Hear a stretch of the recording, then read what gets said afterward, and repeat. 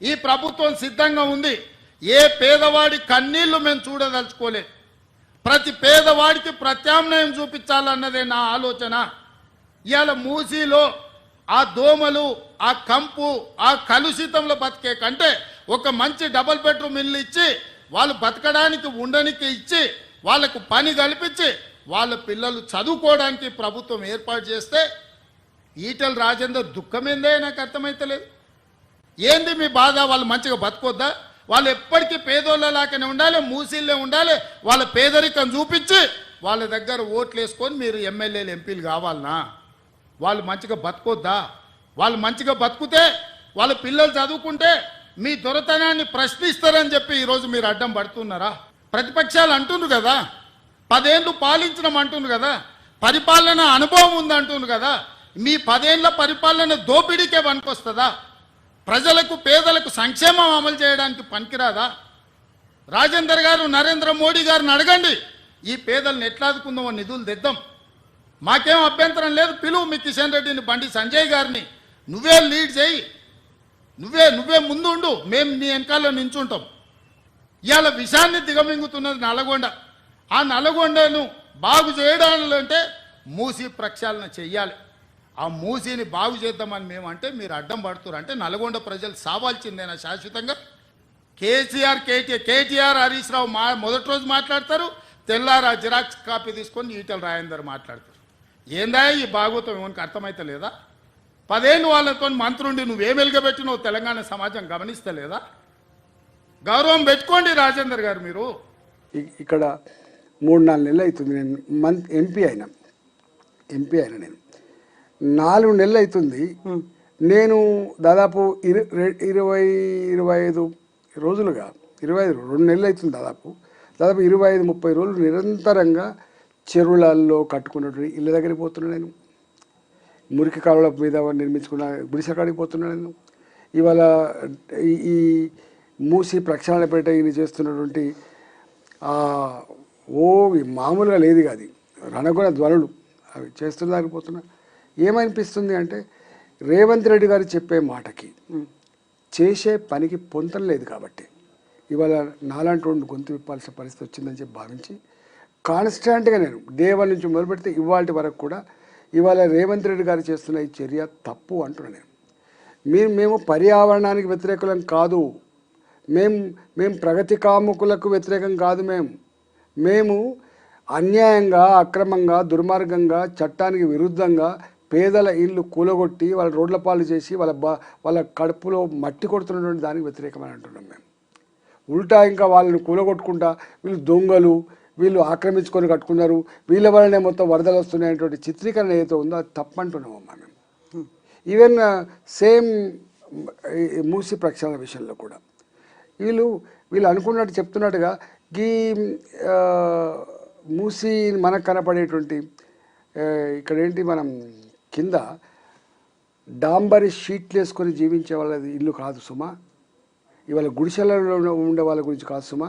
ఇవాళ బాజప్తా లేఅవుట్లలో ఇల్లు కట్టుకొని కాలనీల రూపంలో ఉంటున్నటువంటి ఫణిగిరి కాలనీ, ఇవాళ ఇంజనీరింగ్ సిండికేట్ వాళ్ళు కట్టించినటువంటి అపార్ట్మెంట్స్, ఇవాళ మారుతినగర్ లాంటి పురాతనమైన చైతన్యపురి కాలనీలో కూడా ₹1 కోటి నుంచి 5 కోట్ల విలువైన ఇల్లుంటే వాటిని మేము కూలగొడతామని చెప్పి RBX రివర్ బెడ్ ఎక్స్ అని చెప్పి మార్కింగ్ చేసి ఇవాళ మేము ఇది బఫర్ జోన్లో ఉంది, ఇది FTLలో ఉందని చెప్పి భయపడతా ఉంటే ఇవాళ ఎవరమ్మా అసలు చెప్పండి? చాదరగట్టు చాలామంది ఏమనుకుంటుంటే చాదరగట్టు కాడ వరదలు వచ్చినప్పుడు కొట్టుకపోయే ముంపు గురేటువంటి గాగుడిసెలు అనుకుంటారు. అవి కాదు మేము మాట్లాడుతుంది. వాటికి తప్పకుండా ఒక పరిష్కారం చెప్పాల్సిన చక్కర ఉంది, అది వేరు విషయం. కానీ బాజప్తా పట్టా భూములు లేఅవుట్ చేయబడ్డ కాడ కొనుక్కొని బ్యాంకు రుణాలు తీసుకొని కట్టుకున్న బ్రహ్మాండమైన భవంతులను కూడా మేము కూలగొడతాం, ఇది బఫర్ జోన్లో ఉందని చెప్పి భయపెట్టించినప్పుడు ఇక అంతకంటే దుర్మార్గమే ఉంటుందమ్మా. వాళ్ళు లబోదిబోం అంటున్నారు. అందువల్ల ఇవాళ దాని గురించి నేను మాట్లాడాను. ఇవాళ కేటీఆర్ గారు, హరీష్ రావు గారు మాట్లాడినాడు, టీఆర్ఎస్ పార్టీ రియాక్ట్ కాన్నాడు. ఇవాళ నేను రియాక్ట్ అయ్యాను.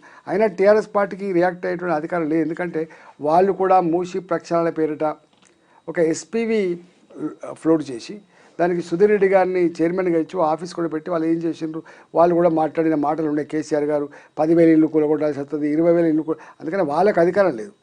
నేనుగా తప్పకుండా ఇవాళ ఇక్కడ జరుగుతున్నటువంటి ఈ హైడ్రా డ్రామా కావచ్చు, మూసి ప్రక్షాళనపేట జరుగుతున్నటువంటి ప్రజల ఇళ్ళ కూల్చివేత సంబంధించిన అంశం కావచ్చు, దీని మీద నేను కాన్స్టెంట్గా కొట్లాడుతున్నా.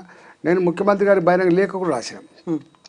నేను మూసి మంచినీళ్ళ లాంటి వాగు పారవలసిందే, నల్లగొండ విముక్తి కావాల్సిందే, ఇక్కడి ప్రజానీకానికి మురికి కంపు దోమలు ఈగల బాధ పోవాల్సిందని చెప్పి నేను కూడా అంటున్నా.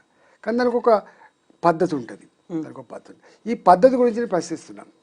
నేను నీ మూసి ప్రక్షాళన గురించి కానీ, మోడరేషన్ ఆఫ్ మూసి కానీ, ఈ పర్యావరణ శాస్త్రవేత్తలు మాట్లాడే దానికి నేను వ్యతిరేకంగా మాట్లాడుతున్నాను. నేను ఇవన్నీ చేద్దాం, ఎట్లా చేద్దాం రా, నీకు నువ్వుగా చేస్తా అంటే ఎట్లయితే చెప్పండి. ఇవాళ రంగనాథ్ గారు ఉన్నారు, వారు ఓపెన్గా ఎవరికి నోటీసులు ఇవ్వాల్సిన అక్కర్లేదు, నా పనే కూలగొట్టుడు, నాకు పైనుంచి ఆదేశాలు ఉన్నాయి అని చెప్పి సాటర్డే సండే ఏ కోర్టు లేని రోజు చూసుకొని కూలగొడతా ఉంటే కోర్టు అడిగిందమ్మా, అసలు మీకు తెలియదా హాలిడే వచ్చిందంటే మీరు ఇల్లీగల్ కూలగొట్టే అధికారం లేదనే విషయం తెలియదు అని చెప్పి ఇవాళ జడ్జి గారు ప్రశ్నించారమ్మా. మరి వాళ్ళకి ఎవరి దిక్కమ్మా మన నీళ్ళు కాకపోతే. అందుకని నేను వాళ్ళు మాట్లాడు ఇక ఆయన విజ్ఞతకు వదిలిపెడుతున్నా, నేను ఆయన గురించి మాట్లాడు. కానీ నేను ఒక మాట అన్నాను నేను నా ఉత్తరంలో, అంతకుముందు కూడా అన్నా ఏంటంటే, మీకు నిజంగానే కనుక పేదలకు ఏదో రేస్ కోర్స్ జాగలో 100 ఎకరాలలో బ్రహ్మాండమైన ఇల్లు కట్టిస్తా అని చెప్పి మీరు ఇవాళ పోలీస్ లేన్లలో ఉండేటువంటి ఆ భూములలో ఇల్లు కట్టుతాను మీరు గింత గొప్పగా మీరు ఆలోచిస్తున్నప్పుడు గింత ఆదరాబాదర చేసే కర్మ నీకు ఏం పట్టిందయ్యా? మూసి ఇవాళ వచ్చింది కాదు, మూసి 100 సంవత్సరాలుగా ఉన్నటువంటి నది అది. ఈ మూసి ఇవాళ పొల్యూట్ కాలేదు, 40-50 ఏళ్ళ క్రితం పొల్యూట్ అయినటువంటి నది ఇది. దీన్ని ఎట్లా ప్రక్షాళన చేయాలో ఇవాళ కాకపోతే ఇంకో 10 రోజుల తర్వాత చెయ్యి, 1 మంత్ తర్వాత చెయ్యి, నివృత్తి చేయాల్సిన బాధ్యత నీకు లేదా అనేది నా ప్రశ్న. అందుకల్లా నేను అన్నాను, ఇవాళ మీరు ఏదో 5,000 రూపాయలు ఇచ్చి మాట్లాడిస్తున్నారు, మీరు రెచ్చగొడుతున్నారు మీరు అనేది ఇది నిజమే అయితే మీ నిర్ణయమే నిజమని చెప్పి ప్రజలు భావిస్తే మీరు నేను ఇద్దరం కలిసి గన్మెన్ లేకుండా పోదాం, ఇటుపక్క ఒకరోజు పోదాం, అటుపక్క ఒకరోజు పోదాం, ప్రజలు ఏమంటారో విను. ఒకవేళ నిన్ను శబాష్ అని కనుక ప్రజలంటే నిన్ను ముక్కు నేలకు రాసి నా ఎంపీ పదవికి రాజీనామా చేసి ఇవాళ శబాష్ రేవంత్ రెడ్డి గారు అని చెప్పి నేనే చెప్పిపోతా అని చెప్పాను. ఇక ఇంతకంటే ఎక్కువ ఎంత చెప్పండి. అందుకని నాదేం మారలే, నా ఆలోచన మారలేదు, నా కమిట్మెంట్ మారలేదు, నా ప్రజల పట్ల నా తపన మారలేదు. ఇవాళ రేవంత్ రెడ్డి గారు కూడా ఇవాళ మా మీద వీళ్ళు కాలకీయ కూటమి అని, మరి కాలకీయులు అంటే నాకు తెలియదు, రాక్షసులు వీళ్ళు సంఘ విద్రోహ శక్తులు లెక్క మీరు ప్రగతిని అడ్డుకుంటున్నారని చెప్పేది మాట్లాడుతున్నారు. ఇక ఆ విషయం మీద నేనేం మాట్లాడుతున్నానో ఏం చేస్తున్నానో, ఆయన ఏం మాట్లాడుతున్నా ఆయన ఏం చేస్తున్నాడో జడ్జిమెంట్ చేయాల్సింది ప్రజలు తప్ప వేరే వాళ్ళు కాదమ్మా. రాజేంద్ర గారు, ఇప్పుడు హైడ్రాకి సంబంధించి బీజేపీలో డిఫరెంట్ వర్షన్ వినిపిస్తుంది అనేది అవుట్ రేట్గా ఇంకొక ఎంపీ రఘునందర్ గారు సపోర్ట్ చేస్తున్నారు. హైదరాబాద్ కూడా మరో వయనాడు కావాలా అనేది, అంతకుముందు వాళ్ళు చేయలేదు కాబట్టి వీళ్ళు కూడా చేయకుండా ఉండాలా అనే ఒక క్వశ్చన్. నేను కంప్లీట్గా మద్దతు ఇస్తున్నాను అనే మాట. అంటే ఒక మాట అమ్మా, మా పార్టీ డిఫరెన్స్ ఆఫ్ ఒపీనియన్ లేదు. స్వయంగా మా రాష్ట్ర పార్టీ అధ్యక్షులు కేంద్ర మంత్రి కిషన్ రెడ్డి గారు ఉత్తరం రాసింది, మీరు చూడండి. మేము మాట్లాడుతున్నాం, మా పార్టీ అందరూ మాట్లాడుతున్నాం.